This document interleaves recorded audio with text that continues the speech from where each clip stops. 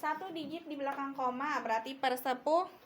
Kalau 2 digit per 100, 3 digit per 1000, 4 digit per 10.000, 5 digit per 100.000, 6 digit per 1.000.000. Oke, kita lihat 2 per 10 jadi 0,2. Jawab. 3 per 10 jadi 4 per 10 jadi 5 per 10, 6 per 1000.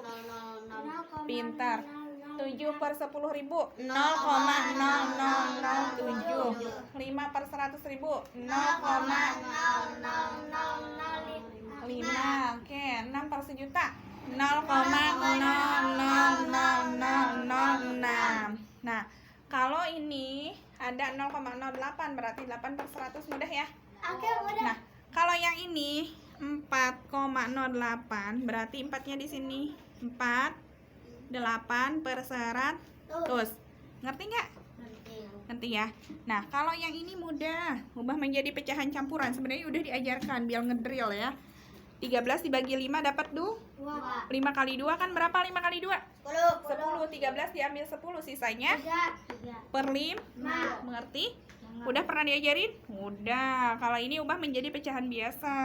Kali tambah 2 kali 2 4 tambah 1 jadi 5 per berapa, Vino? 5 per. Selamat mengerjakan ya. Kemudian yang ini kan ini ada bilangan bulat. Ini campur pecahan ya. 1 ditambah 3 per 5, maka 1 3 per 5. Sebelum nanti beranjak ke penyebutnya yang berbeda, Umi mutkinkan dulu di sini ya.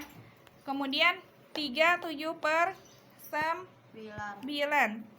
Nah, ini kan bilangan bulat. 3 tambah 2-nya 5. 7 per 9. Mengerti?